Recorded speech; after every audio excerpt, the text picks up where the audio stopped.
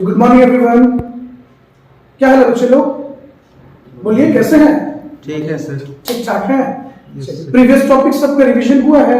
Yes yes sir. कोई दिक्कत नहीं ना है? No sir.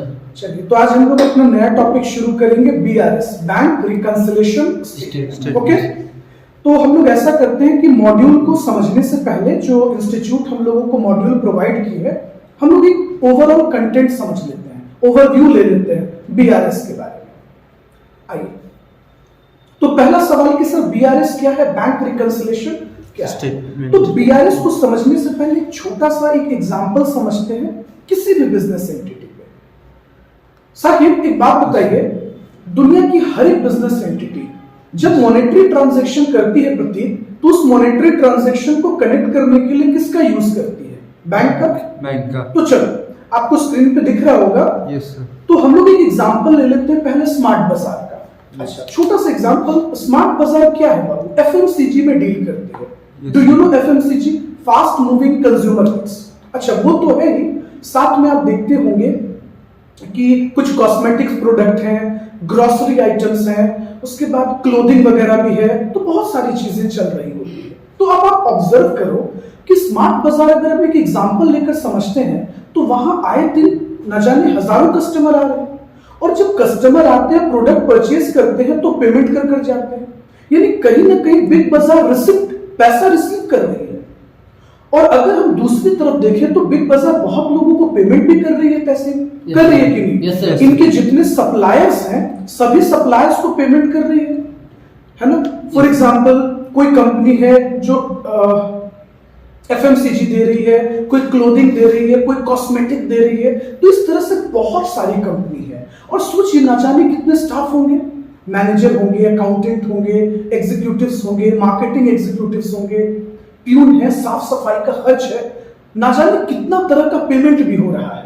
लैंडलॉर्ड को रेंट का पेमेंट हो रहा है, इलेक्ट्रिसिटी का पेमेंट हो रहा है, एसी का अगर मेंटेनेंस होता है तो उसका जा रहा है, रिपेयर्स एंड रिन्यूअल्स का खर्चा है। तो जानते हैं, दुनिया की कोई भी बिजनेस एंटिटी अगर फ्यूचर में जब आप भी अपना कोई बिजनेस स्टार्ट करोगे, एग्जांपल ले लीजिए, हम लोगों का जो कोचिंग है वो भी खुद ट्रांजैक्शन को चैनलाइज करने के लिए क्या करता है, एक बैंक अकाउंट ओपन रखा गया है, यूको बैंक, जो हेल्प करता है सर को किस चीज में, चैनलाइज करने। तो देखिए, हम लोग जिस तरह से बैंक में जब अकाउंट ओपन करते हैं, तो हर एक बिजनेस एंटिटी भी बच्चों खुद भी रिकॉर्डिंग करती है एक एक चीजों का।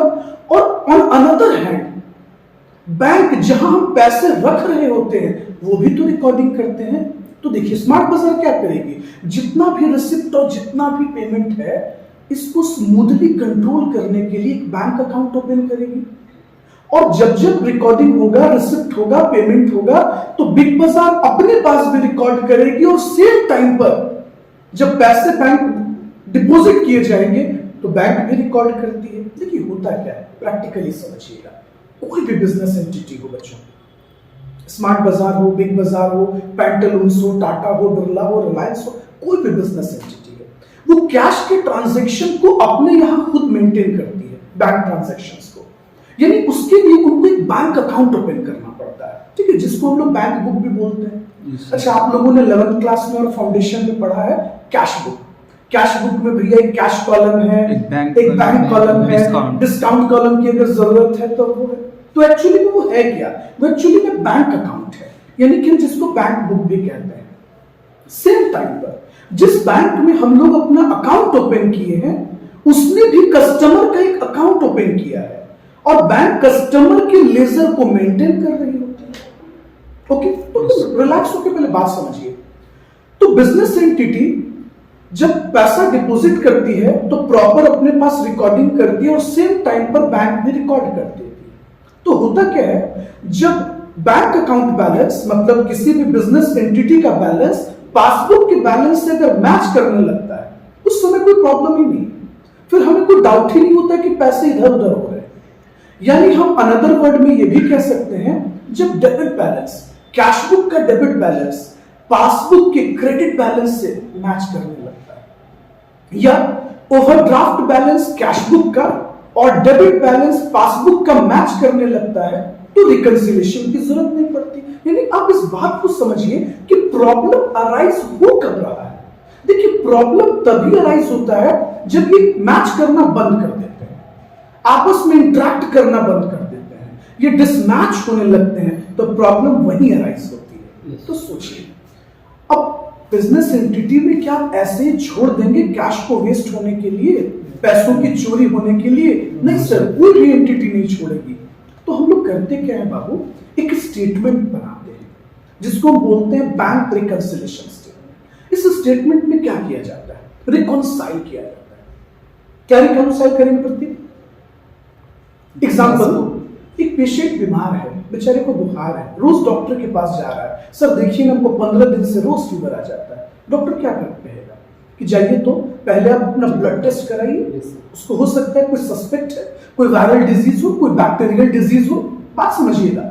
तो डॉक्टर पैथोलॉजी रिपोर्ट से क्या करना चाहता है? रिकॉन्साइल करना चाहता है, जानना चाहता है। वैसे ही जब हम बीआरएस बनाते हैं तो बिजनेस एंटिटी ने जो कैश बुक प्रिपेयर किया और बैंक ने जो कस्टमर लेजर प्रिपेयर किया, जिसको वो प्रिंट करके पासबुक पे देती है, उसको हम रिकॉन्साइल करते हैं और डिफरेंस को समझते हैं कि भैया ये डिफरेंस क्यों अराइज हुआ। तो स्क्रीन पे पढ़िएगा, आपको विजिबल होगा क्या लिखता है बीआरएस के बारे में।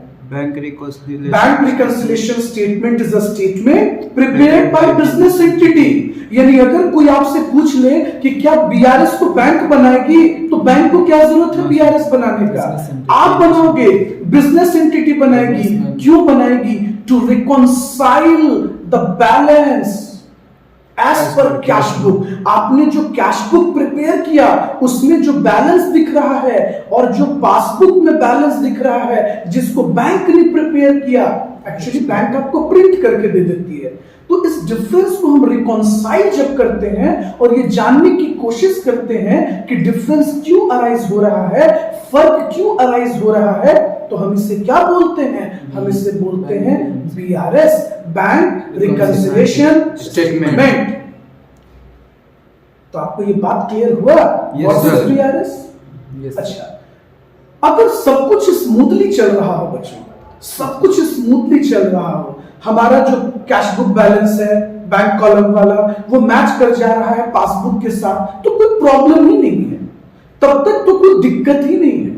यानी कि कोई डाउट ही नहीं कि कैश की चोरी हो रही है, अकाउंट बैलेंस की कोई चोरी हो रही है, इम्बेजलमेंट ऑफ कैश हो रहा है, प्रॉब्लम तब है ही नहीं। यानी सोचिए ये प्रॉब्लम कब अराइज होता है? जब ये आपस में मैच करना बंद कर देते हैं।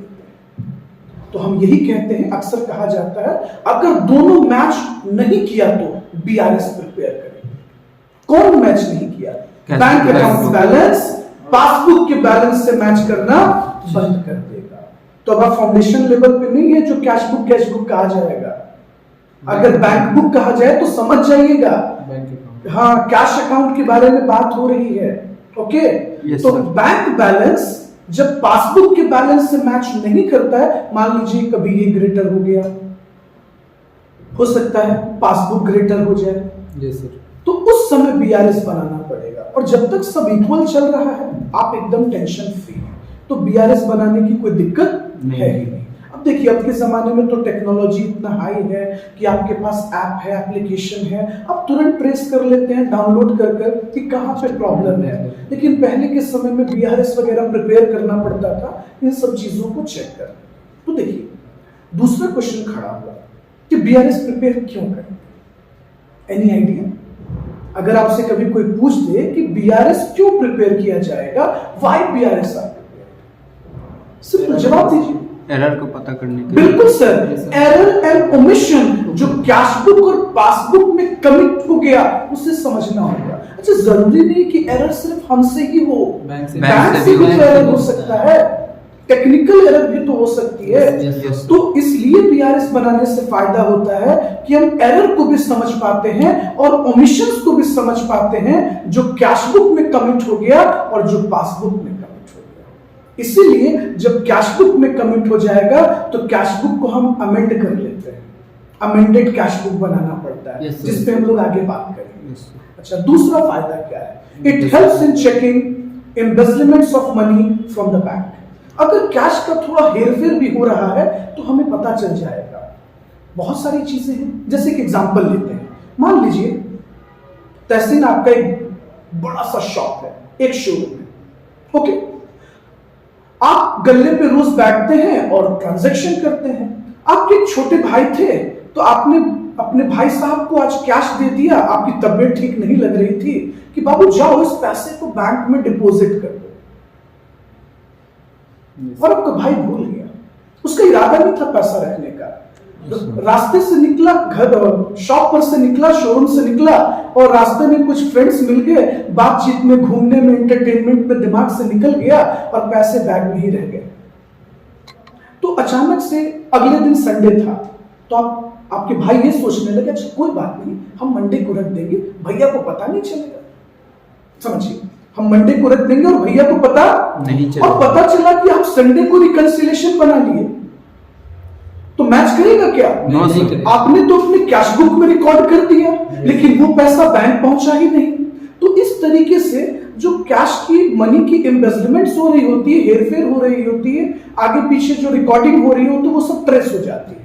और ट्रांजैक्शन की एक्यूरेसी भी तो पकड़ा जाएगी ना। It helps in measuring the accuracy of transaction. Transaction कितना एक्यूरेट रिकॉर्ड हो रहा है। हो सकता है दोस्त आपके बिजनेस में जो अकाउंटेंट है वो बड़ा लेजी है, अच्छा कल लिख देंगे, रहने दो गल्ला में पैसा, कल रिकॉर्ड कर देंगे। तो पता चला कि कैश बुक में आज रिकॉर्डिंग हुई, बुक आज बना, लेजर में आज रिकॉर्डिंग है, और वो पैसा बैंक बैलेंस में कल के दिन दिख रहा है। अरे भाई, बिजनेसमैन करंट अकाउंट क्यों खोलते हैं? ताकि वो एवरीडे का रिकॉर्डिंग रख सके ना, तो एक्यूरेसी मिलेगा ना। आपको अपने अकाउंटेंट की लापरवाही तो पता चलेगी कि सामने वाला इंसान कितना कामचोर है, लेजी है, लेथार्जिक है, ये सब ट्रेस हो जाएगा। अच्छा, अगर हम चौथे पॉइंट पे बात करें तो अनक्लियर चेक्स। आपके चेक हो सकता है आपने बैंक में डिपॉजिट कर दिया और आपको लग रहा है कि चेक क्लियर हो गया, लेकिन पता चला चेक बाउंस कर गया है, या चेक में कोई टेक्निकल इश्यूज है, हो सकता है पैन कार्ड का कोई लफड़ा हो सामने वाले पार्टी के अकाउंट पे, जिसके कारण पैसा रुक गया और आपको ये पता ही नहीं। आप सोच रहे पैसे आ गए होंगे, चेक क्लियर हो गया होगा। ये दोनों साइड से हो सकता है, आपके साइड से भी और सामने वाले पार्टी के पॉइंट ऑफ व्यू से। तो बीआरएस बनाने से एटलीस्ट जितने भी चेक पेंडिंग में होते हैं वो क्लियर हो जाते हैं। तो पहला सवाल, बीआरएस कुछ नहीं, सिंपल एक स्टेटमेंट है, एक एक्सप्लेनेशन है, जिस एक्सप्लेनेशन में हम एक पेपर के फॉर्मेट में एक्सप्लेनेशन करते हैं कि क्यों फर्क अराइज हुआ, डिफरेंस क्यों अराइज हुआ। जैसे कि एग्जांपल देखते हैं, दो बच्चे थे, ठीक है, ऐसे देखते हैं, एक ही मम्मी पापा के, दोनों एक ही क्लास में पढ़ते थे, ट्विंस थे। एक बच्चे को आया 80, एक बच्चे को आया 90। तो पापा इस बच्चे से पूछ रहे, अरे भाई तुमको क्यों 80 आया, तुम भी तो सेम टीचर से पढ़ते हो, सेम बुक से पढ़ते हो। तो बच्चा अपना तर्क दे रहा था, जानते हैं पापा उस समय मेरा सर दर्द करने लगा। तो सोचो, ये बच्चा एक तरह का एक्सप्लेनेशन दे रहा है कि उसमें और हमने 10 नंबर का डिफरेंस किस लिए है, क्योंकि उस दिन हमारे सर में बहुत दर्द था, पापा जी मुझे बहुत फीवर आ गई थी, एग्जाम सेंटर पे हम लिख नहीं पाए। वैसे ही बीआरएस है, BRS is just an explanation why difference arises. Cash book के बैंक बैलेंस और पासबुक के बैलेंस में फर्क क्यों अराइज हुआ, हम इसको बताते हैं, हम उसको ठीक नहीं करते। हम ये नहीं कह रहे कि आप ठीक करोगे, वो तो रेक्टिफिकेशन ऑफ एरर में हम पढ़ेंगे, समझे। जब हम कैश बुक को अमेंड करेंगे तब हम ठीक करेंगे। बस अभी आपसे पूछा गया है कि बताओ क्यों डिफरेंस हुआ, तो हम बीआरएस में जस्ट एक तरह का तर्क देते हैं, एक्सप्लेनेशन देते हैं। अक्सर ऐसे होता है ना, अगर आपके गांव मोहल्ले पे आपके किसी फ्रेंड्स को अच्छा नंबर आ जाए तो मम्मी पापा पूछते हैं, और आप उस मोमेंट पे चुप भी नहीं रहते, पक्का आपके पास अच्छा तर्क होता है। हम लोग के पास भी अपने जमाने में था, जानते पापा वो ना स्कूल के टीचर से पढ़ता नहीं, इसीलिए उसको ज्यादा नंबर आ गया। जानते पापा उसके पास आर.एस. अग्रवाल का बुक था ना, और हम एनसीईआरटी से बना रहे थे। जानते पापा बस लेट हो गया था, तो हम लोग ना आधा घंटा लेट पहुंचे, लेकिन सर तो कॉपी टाइम पर ले लिए। तो ये क्या है, एक एक्सप्लेनेशन है। वैसे बीआरएस भी एक तरह का एक्सप्लेनेशन है और कुछ नहीं। आगे बढ़े। लेकिन सवाल है कि सर उस एक्सप्लेनेशन को कैसे रखा जाएगा, कोई फॉर्मल तरीका होगा? हाँ सर बिल्कुल, कोई घरेलू मामला थोड़े है कि जैसे मन किया आप एक्सप्लेन कर दोगे, डिस्कशन कर दोगे। तो हम प्रॉपर तरीके से क्या करेंगे, इस हर चीजों का एक्सप्लेनेशन रखेंगे या एक्सप्लेनेशन रखा जाता है। Okay, yes sir. कोई दिक्कत? No sir. चलिए हम लोग आगे आते हैं। अब दूसरा सवाल कि सर जो हम लोग बीआरएस प्रिपेयर करेंगे वो कितने तरह का प्रिपेयर करेंगे? दो देखिए, तरह। एक होता है हमारा विदाउट अमेंडेड कैश बुक, हम आगे आपको और डिटेल में बताएंगे बट अभी मोटा मोटी बताते हैं। विदाउट अमेंडेड कैश बुक का मतलब ये हुआ कि कैश बुक में आपको कोई छेड़छाड़ नहीं करनी, मतलब कैश बुक में जो एरर हो गया है, जो ओमिशन हो गया है, वो आपको ठीक नहीं करना। आपको चुपचाप क्या करना है, कैश बुक को और पासबुक को कंपेयर करके चुपचाप बीआरएस बना देना है। लेकिन जब हम अमेंडेड कैश बुक बनाते हैं तो जो एरर, समझ रहे हो, जो एरर और ओमिशन आपको ट्रेस हुआ उन सबको ठीक करना होगा। यानी पहले आप कैश बुक को रेक्टिफाई करोगे। अगर एकदम सिंपल भाषा में बोले तो पहले आप क्या करोगे, रेक्टिफाई करोगे। किसको? कैश बुक को, फिर बनेगा बीआरएस। तो यही डिफरेंस है अमेंडेड कैश बुक में और विदाउट अमेंडेड। तो हम लोग हमेशा पहले क्या पढ़ेंगे, विदाउट अमेंडेड पढ़ेंगे, फिर लास्ट में अमेंडेड पढ़ेंगे। Okay, yes sir. चलिए आगे चलें। Yes sir. चलिए आगे चलते हैं। अब छोटा सा थोड़ा सा हम आपको अकाउंटिंग ट्रांजैक्शन बताना चाहेंगे। अच्छा देखिए, हम लोग थोड़ा सा फास्ट इसलिए भी पढ़ रहे हैं क्योंकि हम लोग कहीं ना कहीं बीआरएस के बारे में पहले से फाउंडेशन में हर बच्चा पढ़कर बैठा है, उसे पता है, तो हम लोग इसलिए थोड़ा सा फास्ट चल रहे हैं। तो क्या आप लोगों को कोई दिक्कत भी हो रहा है? No sir. बात समझ में आ रही है? Yes, sir. आइए, तो कुछ कुछ हम पुराने दिनों की बातों को रिकॉल कर लेते हैं कि सर बैंकिंग ट्रांजैक्शंस की रिकॉर्डिंग होती कैसे। देखिए, सबसे पहले 11th में जो हम लोग सीखे थे बाबू लोग, कैश बुक बनाना। अच्छा सर लोग हम लोगों को उसके अंदर भी सिखाया सिंपल कैश बुक, एक कॉलम वाला, double column cash book, cash और बैंक कॉलम वाला, और एक सिखाया गया ट्रिपल कॉलम, कैश, बैंक और डिस्काउंट। तो वो जो कैश बुक जिसको तुम उस जमाने में पढ़ते थे ना, उसी को हम लोग कह रहे हैं अभी कौन सा अकाउंट, बैंक अकाउंट। ठीक है, देखिए होता क्या है जनरली, आपके ऑर्गेनाइजेशन में नींद आ रहा है तुमको, हाँ देख रहे हो साकिब, कैसे देखिए नींद आ रहा है प्रतीक जी को। तो कोई भी बिजनेस एंटिटी क्या करती है बाबू, सभी बैंकिंग ट्रांजैक्शंस को और कैश के ट्रांजैक्शन को कहां लिखती है, कैश बुक। लेकिन देखिएगा बीआरएस में हमें कैश का कोई काम नहीं है, इसलिए कैश की तरफ मत नोटिस कीजिएगा। इसीलिए कैश बुक ना बोलकर हम बार बार आपको बैंक अकाउंट बोलेंगे, क्योंकि हमको बैंक के कॉलम से मतलब है, सिर्फ बैंक के कॉलम से। तो देखिए हम लोग क्या करते हैं जनरली, बैंकिंग ट्रांजैक्शन को, जितना भी बैंकिंग ट्रांजैक्शन होता है वो कहां रिकॉर्ड किया जाता है, कैश बुक के किस कॉलम में, बैंक कॉलम में। अच्छा, यानी कि हम उसी को इनडायरेक्टली क्या बोल देते हैं, बैंक बुक भी बोल देते हैं और बैंक अकाउंट भी बोल देते हैं। अच्छा, अब बैंक क्या करती है बाबू, बैंक क्या करती है कि हर एक कस्टमर का एक सेपरेट लेजर ओपन करती है। जैसे एक एग्जांपल लेते हैं, मान लीजिए एचडीएफसी में हमने अपना अकाउंट ओपन करवाया, तो एचडीएफसी हमारा एक अलग लेजर ओपन करेगी, तहसील का अलग लेजर होगा, प्रतीक का अलग लेजर होगा, साकिब का अलग लेजर होगा, यानी हमारे कस्टमर लेजर ओपन होगा। और जब उसी डिटेल को वो हमें प्रिंट करके दे देती है तो उसे पासबुक बोलने लगते हैं। ओके, तो देखिए होता क्या है, बैंक रिकॉर्डिंग करती है पासबुक में और हम लोग रिकॉर्डिंग करते हैं कैश बुक में। लेकिन एक डिफरेंस है, हम लोग जितना भी रिसिप्ट होता है, जितना भी हम इनफ्लो होता है पैसों का, सबको डेबिट कॉलम में लिखते हैं और आउटफ्लो को क्रेडिट कॉलम में लिखते हैं। जबकि बैंक उल्टा करती है, क्योंकि बैंक के लिए हम कर्जदार हो जाते हैं। ओके, तो बैंक क्या करती है, बैंक सभी रिसिप्ट को क्रेडिट में और सभी पेमेंट को डेबिट कॉलम में। इवन सो जब आपके अकाउंट में पैसे आते हैं, पापा लोग घर से जब पैसा भेजते हैं तो तुरंत मैसेज आता है your account has been credited. आप रिसिप्ट किए हो इसलिए आपका अकाउंट क्रेडिट हुआ। और जब आप लोग स्कैन करते हो, कहीं भी पेमेंट करते हो, तो your account has been debited. तो पॉइंट ऑफ व्यू आपको बस याद रखना है। चलिए, अब सबसे इंपॉर्टेंट चीज कि अगर आपके अकाउंट में डेबिट बैलेंस ज्यादा है तो सोच के देखिए, डेबिट ज्यादा होने का मतलब है कि रिसिप्ट ज्यादा है। रिसिप्ट अगर ज्यादा है तो हम फेवरेबल बैलेंस पर है, यानी पॉजिटिव बैलेंस पर है। और अगर क्रेडिट बैलेंस ज्यादा है कैश बुक में तो ये अनफेवरेबल हो गया, यानी ओवरड्राफ्ट हो गया हम पर, नेगेटिव अमाउंट। अब सोचो ना, किसी का भी पेमेंट अगर ज्यादा है इनकम से, यानी रिसिप्ट से ज्यादा पेमेंट है, इसका मतलब है उस पे ओवरड्राफ्ट जनरेट हो रहा है, वो बेचारा कर्ज में जा रहा है ना।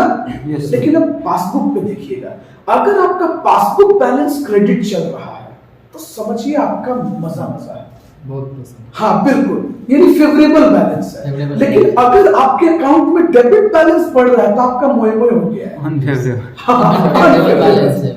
डेबिट बैलेंस ज्यादा होने का मतलब आप ओवरड्राफ्ट करते जा रहे हैं, आप कर्ज की तरफ जा रहे हैं, आप नेगेटिव अमाउंट की तरफ जा रहे हैं। तो फेवरेबल पॉजिटिव चीजों को डिनोट किया जाता है और अनफेवरेबल नेगेटिव चीजों को डिनोट किया जाता है। यहाँ तक कोई दिक्कत? No sir. पक्का? Yes sir. चलिए, मोई मोई नहीं ना हो रहा है? No sir. नहीं सर। अब दूसरा सवाल कि सर कॉजेस ऑफ डिफरेंस।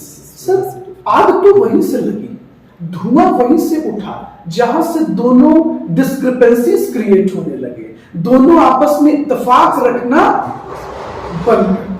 क्या कोई प्रॉब्लम? No sir. ठीक है, जहां पे डिस्क्रिपेंसीज शुरू हो गया तो कंटिन्यू करते हैं। Yes, sir. समझिए। अच्छा सर एक बात बताइए, अगर दोनों मैच कर रहा है, कैश बुक मैच कर रहा है, पासबुक मैच कर रहा है, तो प्रॉब्लम तो वहां है ही नहीं।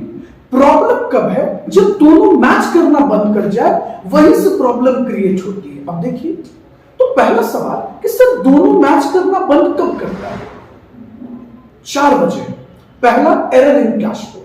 अगर आपके कैश बुक में लगातार एरर हो रहा है, तहसील प्रतीक ध्यान से सुनिएगा, अगर लगातार एरर हो रहा है आपके कैश बुक में, प्रॉब्लम वहां जनरेट हो जाएगी, बिल्कुल होगा।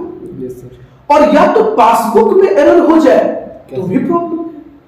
अच्छा सर, अब तो इलेक्ट्रॉनिकली सब कुछ रिकॉर्ड होता है, सिस्टम्स है, कंप्यूटर है। एक जमाना था बाबू कि हर चीज मैनुअल रिकॉर्डिंग होती थी। आज भी कहीं कहीं बैंक में इलेक्ट्रॉनिकली तो रिकॉर्ड होता ही, मैनुअली रिकॉर्ड होता है। इंसान है, सोचो 2 जीरो की जगह 3 जीरो लगाना था, 1 जीरो छूट गया तो डिफरेंस हो सकता है। तो बहुत बार पासबुक में भी डिफरेंसेस अराइज हो जाते थे। तो एरर कैश बुक में भी हो सकता है, एरर पासबुक में भी हो सकता है। कोई बहुत बड़ी बात नहीं। हो सकता है कैश बुक में ओमिशन हो गया हो, हम कुछ लिखना भूल गए हो, रिकॉर्ड करना भूल गए हो, क्यों नहीं प्रॉब्लम हो सकता है? बिल्कुल हो सकता है। अब याद कीजिए 2016 का फेज, बहुत भूकंप आता था ना उस जमाने में। इमेजिन कीजिए एक शोरूम में सेल हो रहा है और सेल करते करते अचानक से मॉल हिलने लगा। अच्छा, सामने वाला प्रोडक्ट ले चुका है, उसने पैसा दे दिया है, अब वैसे में बिलिंग हो गई कि लोग भागेंगे जान बचा के, अब पता चला इस भागा भागी में टेंशन में दिमाग से निकल गया कि कुछ रिकॉर्ड भी करना था। बेचारा कस्टमर अपना सामान उठाया, काउंटर पे कैश छोड़ा, भाग गया। भैया जान बचे तो लाखों पाए। और अकाउंटेंट लौट के आया, बेचारा खुद फ्रस्ट्रेट कि चलो आज जान बचा, नहीं तो ट्यूबलाइट सब हम पे ही आज गिरता। अब इसी चक्कर में, और आपको भी पता होगा कि भूकंप के बाद सबसे ज्यादा हम लोग डिस्कशन करने लगते हैं, ओ माय गॉड अगर ऐसे होता तो क्या होता। अब इसी डिस्कशन के चक्कर में ओमिशन हो गया। नहीं हो सकता है, कुछ भी हो सकता है। आइए देखते हैं सर टाइमिंग डिफरेंस क्या होता है। सर टाइमिंग डिफरेंस के कारण भी होता है। हाँ बिल्कुल, क्यों नहीं हो सकता है? तो देखिए, टाइमिंग डिफरेंस का मतलब होता है रिकॉर्ड करने का टाइम। बहुत बार कैश बुक में रिकॉर्ड करने में डिले हो जाता है। सॉरी, कैश बुक में हमने पहले लिख लिया, पासबुक में डिले हो गया। कभी कभी हमारे यहाँ ही डिले हो गया और कैश बुक में रिकॉर्ड हो चुका है। एग्जांपल लीजिए, एक पार्टी ने डायरेक्ट पेमेंट अकाउंट में कर दिया तो पासबुक में अपडेट हो चुका है, बैंक अकाउंट में अपडेट हो चुका है, पता चला हम लोग अपने यहाँ ही रिकॉर्ड नहीं किए। तो टाइमिंग डिफरेंस, रिकंसिलिएशन तो राइज होगा ही होगा ना। तो टाइमिंग डिफरेंस के कारण भी होता है, वो कहीं भी हो सकता है, वो हमारी वजह से भी हो सकता है, वो टाइमिंग डिफरेंस कैश बुक में भी आ सकता है और वो टाइमिंग डिफरेंस पासबुक में भी आ सकता है। होप सो बात समझ रहे होंगे आप? Yes sir. ओके, अब जैसे जैसे हम लोग डिटेल में बात करेंगे ना, अभी हम लोग सिर्फ टॉपिक पे बात कर रहे हैं। अब एक एक पॉइंट पे जब बात करेंगे तो चीजें खुल के सामने आना शुरू हो जाएगा। तो यहां तक बताइए, कोई प्रॉब्लम? No sir. ओके, अब देखिए मॉड्यूल क्या कहता है? देखिए हमारा मॉड्यूल सिंपल, सबसे पहले मॉड्यूल ने हम लोगों को बताया किसके बारे में, बीआरएस के बारे में। तो मॉड्यूल को भी पढ़ना तो बहुत जरूरी है, नहीं तो इंस्टीट्यूट पिटाई लगा देगी इनडायरेक्टली हम लोगों का, क्योंकि अगर अंदर से कोई पॉइंट्स पूछ दिए तो प्रॉब्लम है। आइए थोड़ा समझते हैं। देखिए कहता है any point of time the balance as per cash book. अच्छा पूरा कैश बुक नहीं, मैंने आपको पहले भी ये कहा था कि कैश बुक की कैश कॉलम का कोई काम नहीं है। स्क्रीन पे आ रहा है ना, विजिबल है, फ्लक्चुएट कर रहा है, इंटरनेट इश्यू होगा। फिर से रिकनेक्ट करें, रोक लीजिए, पॉज कर लीजिए, पॉज कर लीजिए इसको। तो देखिए हमारी सीएमए इंस्टीट्यूट क्या कहती है कि at any point of time, बहुत बार ऐसा होता है कि कैश बुक का बैलेंस, अच्छा पूरा कैश बुक नहीं कैसे, कैश बुक का सिर्फ बैंक कॉलम, यानी कि कैश कॉलम पे ध्यान मत देना, कैश कॉलम का अपने को कोई काम नहीं है। तो कहता है कि कैश बुक का बैंक कॉलम और passbook should be equal in amount. हाँ, लेकिन बहुत बार ऐसा होता है कि किसी किसी वजह से कुछ कारणों से ये मैच नहीं करते हैं, और जब ये मैच करना बंद कर देते हैं तो हमें बीआरएस बनाना पड़ता है, एक स्टेटमेंट बनाना पड़ता है इस जानकारी के लिए कि ये क्यों नहीं मैच कर रहे हैं, प्रॉब्लम कहां है, डिस्क्रिपेंसीज कहां है। अगर तुम इसी तरह से लापरवाही करोगे तो तुम्हारे संस्था में कैश की चोरी होने लगेगी और तुम्हें पता भी नहीं चलेगा। तो आपको अवेयर होना होगा, क्योंकि आपको पता है बाप ना बड़ा भैया, सबसे बड़ा रुपया भाई भाई से अलग ही हो रहा है इसी दौलत और पैसों के लिए। है ना, लोग एक दूसरे का क्रिमिनल और गैंगस्टर्स बन रहे हैं, नेता लोग दिन पर दिन बेईमान हो रहे हैं इसी पैसों के लिए ना दोस्त। नहीं तो क्या जरूरत था, वो क्या लेकर आए थे और क्या लेकर जाएंगे, कुछ नहीं, लेकिन तब भी करप्शन में लगे हुए हैं। अब कुछ अधिकारी लोग भी, कुछ अच्छे भी हैं, कुछ ऑनेस्ट भी हैं, नो डाउट। खैर चलते हैं। तो आपको अपनी ऑर्गेनाइजेशन में बीआरएस क्यों बनाना है? Tahseen, what is the need to prepare BRS? Reconciliation के लिए, जानने के लिए, मुझे समझना है क्यों फर्क है इसका। तो देखिए, हाँ बिल्कुल। तो अब देखिए हमारी प्यारी इंस्टीट्यूट कहती है कि this statement is not a part of books of accounts. या आपका ऑब्जेक्टिव बन सकता है कि क्या बीआरएस बुक्स ऑफ अकाउंट्स का पार्ट होता है? बहुत बच्चा सोचेगा हाँ होता है, उनको ऐसा लगेगा अरे कैश बुक है, बैंक बुक है तो पक्का होगा। देखिए कितना अच्छा ऑब्जेक्टिव आपको मिला। क्या ये पार्ट है? नॉट अ पार्ट, क्योंकि सर एक स्टेटमेंट है और स्टेटमेंट पार्ट नहीं होता, जबकि बैलेंस शीट होता है, बैलेंस शीट भी एक स्टेटमेंट है लेकिन वो होता है, बीआरएस नहीं है। आगे देखिए, तो आपको एक इंपॉर्टेंट समझ में आया कि इंस्टीट्यूट के मॉड्यूल के साथ लापरवाही नहीं कर सकते। कब किस ऑब्जेक्टिव में हम लोग धरा जाएंगे और ब्लंडर हो जाएगा। आगे चले। Yes sir. तो these are prepared at periodical interval for verification. आपसे कोई पूछ सकता है कि क्या बीआरएस बनाने का कोई स्पेसिफिक टाइम है? नो सर, हम एक अपना रूटीन सेटअप कर लेते हैं कि हर वीक में बनाएंगे, हर महीने बनेगा या 6 महीने में बनेगा, क्वार्टर में बनेगा। तो इसका एक पीरियोडिकल इंटरवल होता है, वो डिपेंड करता है मैनेजमेंट के डिसीजन पे। आगे चलते हैं। इंस्टीट्यूट आगे क्या बोलती है? आगे कहती है, देखिए, these are prepared at periodical interval for verification of accuracy of cash book and passbook. मैंने अभी थोड़ा देर पहले आपको बताया था, एक्यूरेसी जानने के लिए बताया था। Yes, sir. इसी पॉइंट से निकाला था। It is to be noted that this statement does not rectify any error. इसीलिए हम आपको बार बार बता रहे थे कि बीआरएस में आपको एरर और ओमिशन नहीं रेक्टिफाई करना है। अरे दोस्त, अगर हम यही रेक्टिफाई कर लेते तो रेक्टिफिकेशन ऑफ एरर क्यों पढ़ते? फिर सोच के देखो ना, फिर आपको वो अलग से चैप्टर क्यों पढ़ाया जाता है? तो कभी अगर आपसे कोई पूछ देता है कि क्या हम लोग बीआरएस में एरर एंड ओमिशंस को क्या करते हैं, रेक्टिफाई करते हैं, तो कहिएगा नो। अरे यस कह रहे हो, नो बीआरएस में नहीं। हाँ, बीआरएस में नहीं करते, बस बीआरएस में हम बताते हैं कि क्यों दोनों में फर्क हो रहा है। एरर को खोजते हैं, रेक्टिफाई नहीं करते, वो अलग टीम करती है, वो दूसरे लोग करेंगे। तुमको तो ऑब्जेक्टिव में इंस्टीट्यूट फंसाएगा पक्का। जो नींद आता है ना तुमको, रात में पहरा देते हो। आगे देखिएगा, Yes, Yes, sir. sir. Institute कहती है its primary objective is to identify the causes of discrepancies between the two books. ये वर्ड हम बार बार यूज कर रहे हैं ना, क्यों Yes. यूज कर रहे हैं? क्योंकि आपके बुक में लिखा हुआ है। तो बीआरएस बनाने का सबसे बड़ा मकसद क्या है? डिस्क्रिपेंसीज को जानना। कोई दिक्कत? No, Yes, sir. sir. है ना? लेकिन देखिए, अगर हम डायरेक्ट आपको मॉड्यूल से बताते ना तो आपको थोड़ा भारी लगता, थोड़ा बोर हो जाते। तो पहले हम लोगों ने पूरा मुद्दा समझा, टॉपिक समझा और फिर उस टॉपिक के अंदर, ओके? Yes, sir. आगे आते हैं। फिर कहता है the main reason for disagreement, मतलब इत्तेफाक नहीं रखते हैं, दोनों एक दूसरे से अलग हो जा रहे हैं। Between the balance of cash book and passbook is causes of the time gap. याद कीजिए, थोड़ा देर पहले मैंने आपको बताया था टाइमिंग डिफरेंस, यही तो वो पॉइंट था। Yes, Yes, sir. sir. तो टाइमिंग डिफरेंस के कारण रिकॉर्डिंग में डिले हो गया। अब मान लो मेरे जैसा आदमी अगर किसी कंपनी का अकाउंटेंट हो तो पक्का डिले रिकॉर्ड होगा। हम तो पैसे का भी रिकॉर्डिंग अपने व्हाट्सएप पे लिख लेते हैं, अच्छा इतना, अब उसको बाद में लिखते रहेंगे। इसी चक्कर में बहुत बार छूट गया है, समझे? एक बार किसी को पैसा दिए थे और हमको याद ही नहीं था, मैडम याद दिलाई एक दिन कि वो आदमी आपको पैसा वापस किया जी। तब हमको ध्यान आया कि 2 साल बीत चुका था। तब हमको लगा नहीं, हर कुछ को टाइम पर लिख देना चाहिए। ये जो व्हाट्सएप पे लिखने के चक्कर में रहते हैं, 2 साल का चैट ऊपर चला जाता है फिर, और आदमी पीछे जाके चेक करता है। सेम चीज एक बार ऐसे ही, एक बार छोटी सी मिसअंडरस्टैंडिंग हो गई थी हमारे और दीदी के बीच। तो हमारी दीदी है, चचेरी बहन है, तो उनके बीच और हमारे बीच मॉनेटरी ट्रांजैक्शन हुआ था, कुछ अमाउंट का उनको जरूरत था।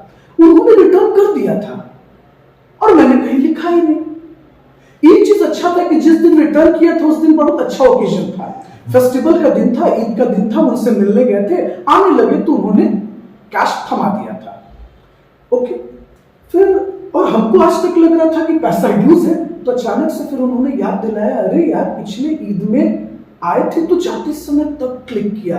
हम बोले तो सही में बीआरएस बनाना बहुत जरूरी है। आदमी जो मेरे जैसा अगर अकाउंटेंट हो, लापरवाह आदमी, तो अपनी कंपनी का भट्ठा बिठा देगा। अच्छा कल लिख देंगे, परसों लिख देंगे, अभी पूरी खा लेते हैं, ठंडा हो रहा है, चाय पी लेते हैं, ठंडी हो जाएगी, उस चक्कर में अकाउंट बनाना भूल गए। हाँ, अकाउंट्स का मोए मोए नहीं होगा। Yes, sir. तब जैसे तैसे मोए मोए करते रहता है। आगे चला जाए। Yes, sir. तो देखिए, अब सर सवाल है कि क्यों ये डिस्क्रिपेंसीज आता है। तो हमारी इंस्टीट्यूट कुछ पॉइंट्स हाईलाइट कर रही है। पहला कहती है check issued but not presented. आपने चेक दे दिया, अगला पार्टी चेक लेकर नहीं गया। हो सकता है दोस्त उसके यहाँ कोई प्रॉब्लम आ गया हो, उसके घर पे कुछ हो गया हो, किसी की तबीयत खराब हो गई हो, बेचारा नहीं गया, हमने रिकॉर्ड कर दिया और वो लेकर नहीं गया, प्रॉब्लम आ जाएगा, दोनों में डिफरेंस आ जाएगा। चेक डिपॉजिट कर दिया गया और बैंक नहीं कलेक्ट की, बैंक लापरवाही से भूल गई, लापरवाही नहीं कह सकते, बैंक हो सकता है बिजी होगी या कोई टेक्निकल इशू चल रहा होगा, हाँ सर्वर डाउन होगा, कुछ भी हो सकता है। अमाउंट डिपॉजिटेड डायरेक्टली, एक पार्टी आया डायरेक्ट हमारे अकाउंट में पैसा डिपॉजिट कर दिया, उस बात का हमें कोई इंफॉर्मेशन ही नहीं है, या इंफॉर्मेशन मिला हम भूल गए, डिफरेंस राइज हो गया। Yes sir. कोई कोई एक्सीडेंटल चार्जेस लग गया, बैंक हमसे इंटरेस्ट काट ली, बैंक मेंटेनेंस चार्ज ले ली, एटीएम के मेंटेनेंस सर्विसेज चार्ज ले ली और हमने नोटिस नहीं किया, तो डिफरेंस राइज होगा। और गलती से अगर आप बजाज फाइनेंस से प्रोडक्ट लेकर बैठे हैं तो अलग ही हाथ धो के पड़ा रहता है, हर साल मेंटेनेंस चिपका देता है, ओके, उस तरह से हो सकता है। Interest on deposit credit by bank, अगर बैंक ने आपके डिपॉजिट पर ब्याज दिया, आपने नोटिस ही नहीं किया। अब मान लो तहसील के अकाउंट में 10 CR अमाउंट है, 10 करोड़ का 4% भी बड़ा अमाउंट हो रहा है, बैंक क्रेडिट कर रही है, तहसील लापरवाही से कुछ नोटिस ही नहीं कर रहा है, कैश बुक में रिकॉर्ड नहीं कर रहा है, तो डिफरेंस नहीं आएगा। Yes, sir. चेक डिसऑनर हो गया, डिफरेंस नहीं आएगा। Yes, और sir. मेरे जैसा अगर क्लर्क कहीं काम कर रहा है तो क्लर्कियल एरर नहीं होगा, Yes, sir. Yes, sir. लापरवाह आदमी काम करेगा तो नहीं होगा। मतलब तुम लोग मानते हो कि लापरवाह है और हाँ बोल भी रहे हो, बिल्कुल भी नहीं। नहीं ऐसे सही ही बोल रहे हो, कोई दिक्कत? No, sir. पक्का? Yes, sir. अच्छा। तो यहां तक हम लोगों ने बेसिक थ्योरी पढ़ा तो अब हम लोग को क्या करना होगा कि क्वेश्चंस पे और प्रैक्टिकल्स पे भी मूव करना होगा ताकि हम चीजों को समझ पाए। तो क्या यहाँ तक आपको सभी पॉइंट्स क्लियर है? Yes sir. पक्का? Yes sir. चलिए, तो देखिए अभी मैंने आपको कहा था ना कि हम लोग बीआरएस दो तरीके से प्रिपेयर करते हैं, without amended cash book, Yes, sir. बिना कैश बुक को रेक्टिफाई किए, और एक अमेंडेड। पहले हम कैश बुक को सही करते हैं, रेक्टिफाई करते हैं और उसके फिर बाद BRS बनाते हैं। और जानते हैं हमारी जो इंस्टीट्यूट है, कॉस्ट अकाउंटिंग इंस्टीट्यूट जो है अपनी, उनके लिए ये बड़ा मनपसंदीदा क्वेश्चन है। अब आप बोलेंगे सर क्यों? क्योंकि इनडायरेक्टली आपका दो नॉलेज चेक करते हैं। पहले तो इन्होंने सिलेबस में कैश बुक भी दे रखा है, Yes. तो एक तो ये आपसे इनडायरेक्टली कैश बुक बनवा लेते हैं, मजा है इनका, और फिर आपसे बीआरएस भी चेक कर लेते हैं। तो आपका कर दिया मोई और इनका हो गया बल्ले बल्ले, दोनों काम। लेकिन हम ये नहीं कह सकते हैं कि हमेशा यही आए, जरूरी नहीं, तो हम लोग दोनों पढ़ लेंगे। ओके, अच्छा, इसको लाइटली नहीं लीजिएगा, क्योंकि आप अगर सोच रहे हैं कि फाउंडेशन और इंटर मतलब 11th लेवल पे बहुत इजी है, तो ऐसा नहीं है। इंस्टीट्यूट जो भी आपको क्वेश्चंस देगी उसका एक अपना स्टैंडर्ड है, एक अपना लेवल होगा, तो बेहतर तरीके से पढ़ना जरूरी है। तो क्या ये सभी टॉपिक हम अभी आपके साथ डिस्कशन कर चुके हैं ना? Yes sir. कोई दिक्कत? No sir. चलिए, तो यहां तक कुछ प्रॉब्लम नहीं होगा, होप्स तो आपको। तो आप लोगों ने सब नोट डाउन किया है? तो ये सब आप लोगों को क्या करना है? नोट डाउन कर लेना है। कहां से शुरू कीजिएगा? सबसे पहले पेज नंबर 1 रिकॉर्ड कीजिएगा, बीआरएस क्या है, फिर इस एग्जांपल्स को पुट कर लीजिएगा, और ये स्टेटमेंट तो बहुत जरूरी है। Okay, yes sir. वो आपस में बिजी हो गए। ये स्टेटमेंट को हमको रिकॉर्ड कर लेना है, क्योंकि इस पर हम आपको क्वेश्चंस बनाना सिखाएंगे। Okay, yes sir.